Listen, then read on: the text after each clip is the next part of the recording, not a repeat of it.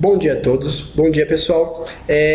O nosso grupo, no trabalho final de epidemiologia, ficou encarregado de discutir com vocês o tema de vieses em estudos epidemiológicos e é o que a gente vai fazer nos próximos 15 minutos, tá?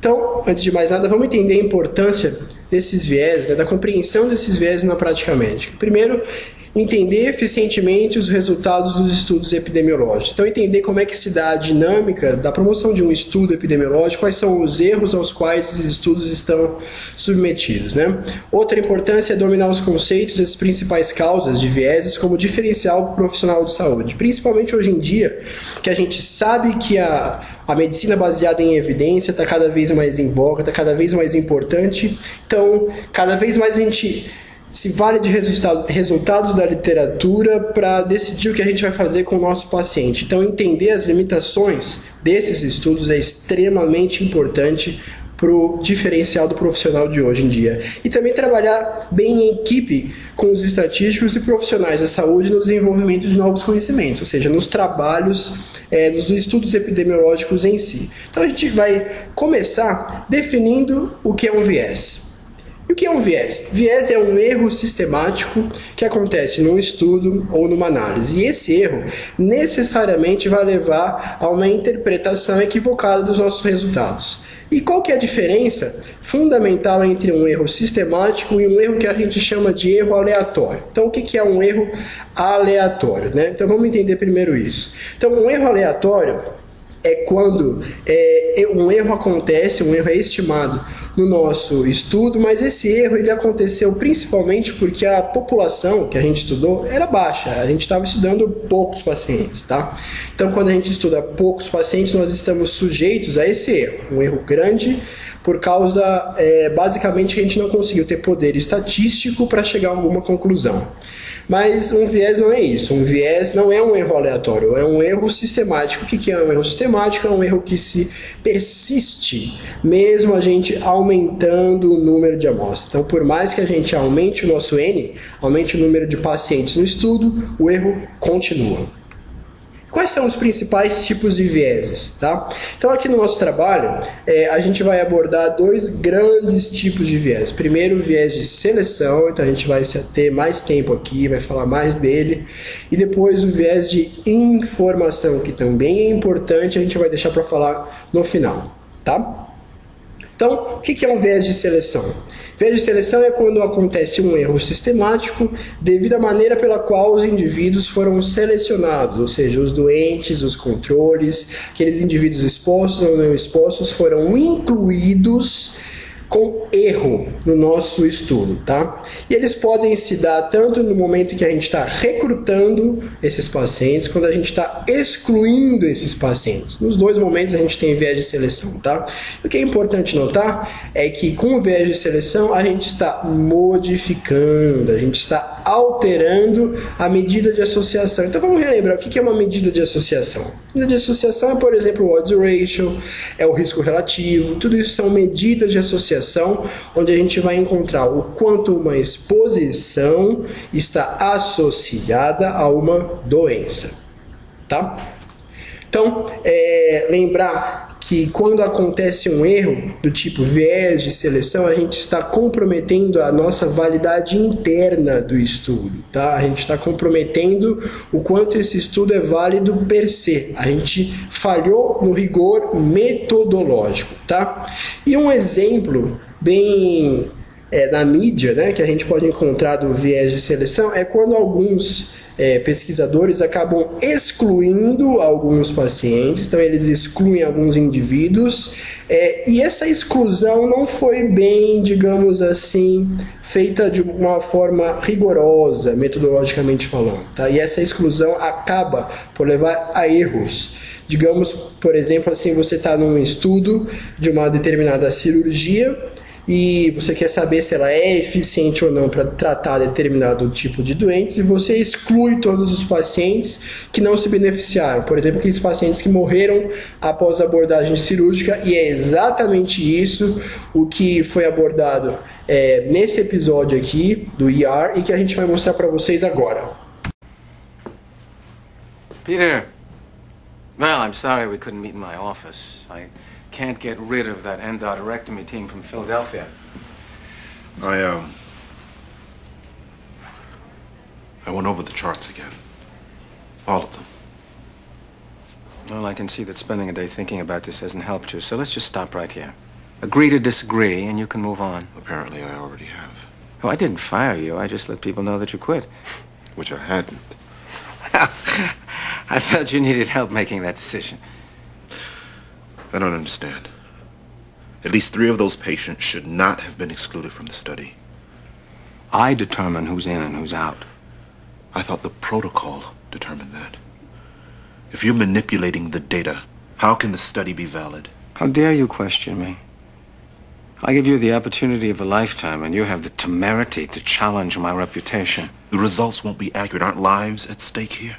Yes, Peter, lives are at stake. Lives that I save. Mothers, fathers, grandparents are living because I made choices. I risked everything to do what I know is right. The rules are there for a reason. Grow up, Peter.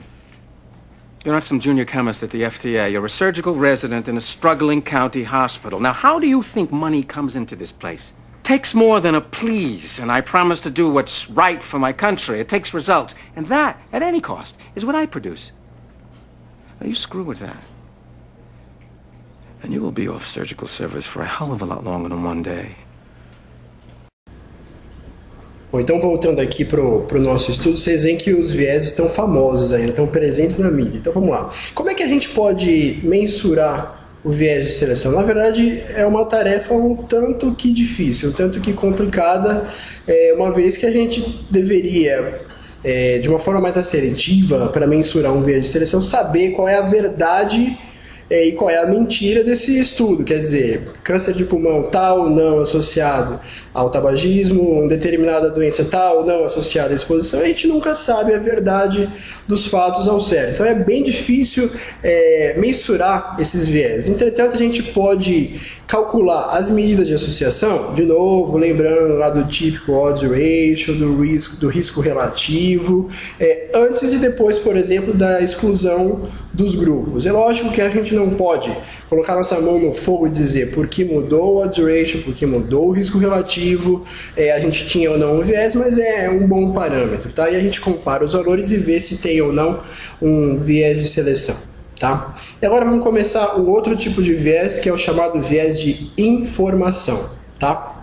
O que é um viés de informação? O viés de informação, quando acontece um erro sistemático, devido ao meios inadequados de obtenção de dados, tá? Então, os nossos dados foram obtidos de uma forma inadequada, isso caracteriza um viés de informação. E ele, em geral, dá associações, tá? Associações que têm conclusões errôneas, tá? O que isso significa, basicamente? Então, quando eles ocorrem, os viés de informação, eles ocorrem basicamente na obtenção da informação de registros, como prontuários, coisas do gênero, tá? Eles acontecem nos momentos de entrevistas, quando a gente vai entrevistar os pacientes, pode acontecer viés de informação. Ele acontece na entrevista de terceiros, por exemplo, digamos aqui que a gente vai entrevistar não os pacientes, mas a gente vai entrevistar os acompanhantes desses pacientes, tá? Ele pode acontecer, por exemplo, quando acontecem erros diagnósticos, que é o que a gente vai falar de viés de aferição. Guarda mais um minutinho que a gente vai tocar nesse assunto. E também os chamados viés de memória e os viés de relato, quando a gente está estudando exposições pregressas, tá? Então, quando um erro sistemático pode acontecer numa entrevista? Quando o meio de obtenção dos nossos dados, ele pode levar a algum viés, algum erro de informação. Por exemplo, quando o entrevistado pode pensar que aconteceu uma exposição, quando na verdade ela não aconteceu. E um exemplo típico disso é quando, por exemplo, digamos assim, você quer saber se tomar algum relaxante muscular, tomar algum anti-inflamatório, pode fazer com que gestantes tenham filhos com malformações, ou com, sei lá, ou que gerem filhos natimortos, né? Então, na verdade, as mães, cujos filhos morreram, vão ter uma memória extremamente acurada. Então a entrevista com ela vai ser um negócio muito diferente do que as mães que não tiveram filhos mortos, né? Então a gente tem aí um viés na entrevista, tá? E esses erros podem acontecer também, os viéses de informação podem acontecer quando a gente está classificando os pacientes em um determinado grupo, por exemplo, exposto ou não exposto em um caso ou controle, tá? Então, quando a gente erra, quando a gente peca na classificação de uma pessoa como controle, a gente tem um viés de informação, e a gente também erra quando está classificando ela como exposta ou não exposta, e quando isso acontece a gente tem um viés de informação. As principais causas desses erros são a sensibilidade e especificidade limitada dos testes diagnósticos e também a inadequação das informações provenientes de registro médico. Então a gente vai dissecar um pouco mais essas duas informações aqui em exemplos práticos, tá? Então como é que esses erros são classificados?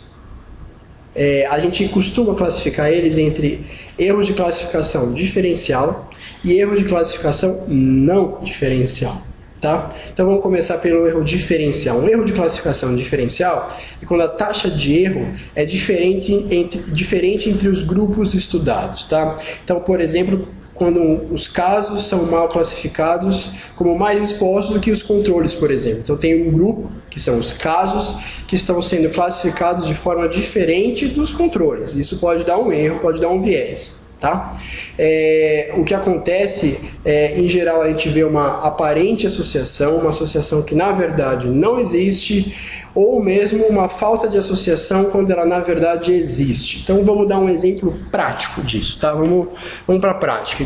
Digamos que você quer estudar malformações e infecções durante a gestação. Então você vai fazer um estudo caso-controle. Então mães que tiveram filhos com malformações e mães que não tiveram filhos com malformações, e você vai ver se elas tiveram exposição prévia a infecções leves, por exemplo, tá?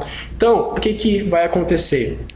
As mães que tiveram filhos com malformações vão estar expostas a um crivo muito maior de infecção, ou seja, ela vai lembrar de qualquer gripe, qualquer resfriado que ela teve durante a gestação, diferente daquelas mães que não tiveram os filhos com malformações, tá? Então isso vai gerar um viés, vai gerar um erro no seu estudo, tá? E vai gerar uma aparente associação entre malformação e infecções leves, mesmo que elas, por exemplo, não existam, tá? Então a gente viu aí um exemplo de erro. Como que a gente controla isso? Uma das formas é a gente ver, por exemplo, se os dados que as mães falaram para a gente batem, ou seja, a gente ir lá nos registros médicos e ver se as informações que elas contaram para a gente é verdade. Agora, o problema disso é que a gente vai começar a fazer outro estudo, quer dizer, então vai ser basicamente conferindo os nossos dados que a gente vai gastar tempo e dinheiro e fazendo uma outra análise. Ou mesmo uma comprovação de que a associação é aparente, decorrente devido à obtenção dos dados. Por exemplo, a gente revisitar as nossas entrevistas, ver como elas aconteceram de fato, e isso é uma forma de mensurar, de ver se tem um viés de classificação diferencial um pouco mais eficiente que a primeira. E os vieses de classificação não diferencial? Acontece quando o grande problema não está mais num grupo do que no outro. Ele, na verdade, ele é inerente ao método diagnóstico, tá? Então, se ele é inerente ao método diagnóstico, o método de coleta dos nossos dados, ele está tanto no grupo exposto quanto não exposto, ele está tanto no grupo caso quanto no grupo controle. Então, ou seja, o erro independe, essa palavra aqui eu gostaria que vocês gravassem, ele independe do status do nosso paciente, do paciente que foi incluído, tá? Só que o grande problema disso é que o risco relativo, ou mesmo o odds ratio, qualquer medida de associação, tende a ser diluído, ou seja, ele cai e tende a 1, que é o valor da não associação, tá? Então agora a gente vai falar um pouco de fatores de confusão. Então aqui no nosso estudo a gente diferenciou fator de confusão de viés de confusão. A gente preferiu não classificar fator de confusão como um tipo de viés, tá? Alguns autores de fato preferem essa abordagem. Então, um fator de confusão, ele é caracterizado por 3 princípios. Então, o primeiro, ele deve ser um fator de risco à doença entre os não expostos, ou seja, um inquérito epidemiológico, que vai estudar a população normal, a população não exposta a um determinado fator, ele vai encontrar a associação entre ele e a doença. Ele deve estar associado à exposição na população. Tá? E além disso, ele não pode de forma nenhuma ser um mediador entre a exposição e a doença, ou seja, ele não pode ser um desdobramento obrigatório da doença dado uma exposição. Tá? Então, vamos aos exemplos, vamos para a prática, como isso vai interferir na nossa vida. Então, digamos que você está lá, quietinho na sua casa, num sábado às 10 horas da noite, lendo um estudo que provou a associação entre o consumo excessivo de café, tá? E o câncer de pâncreas, né? Então você estava lá lendo o estudo e você se deparou com essa frase: tomar muito café é um risco para câncer de pâncreas. Aí acabou com o seu sábado, né? Acabou com o seu sábado, que estudante de medicina toma mais café que água, né?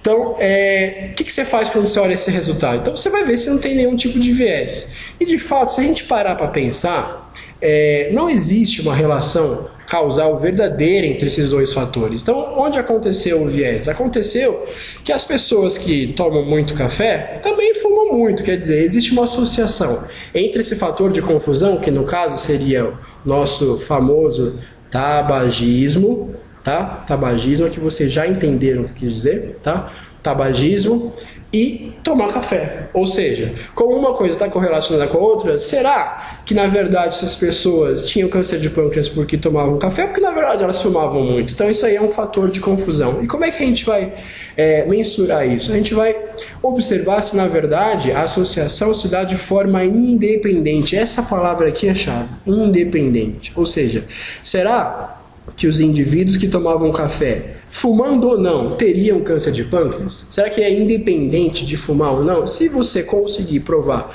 uma associação independente, então de fato você está diante de um fator de risco, não de um fator de confusão. Tá? O que a gente pode concluir de tudo isso que a gente falou para vocês? Então, primeiro, que um bom planejamento, ou seja, antes de começar o seu estudo, fazer um bom planejamento é a melhor forma de prevenir vieses. Tá?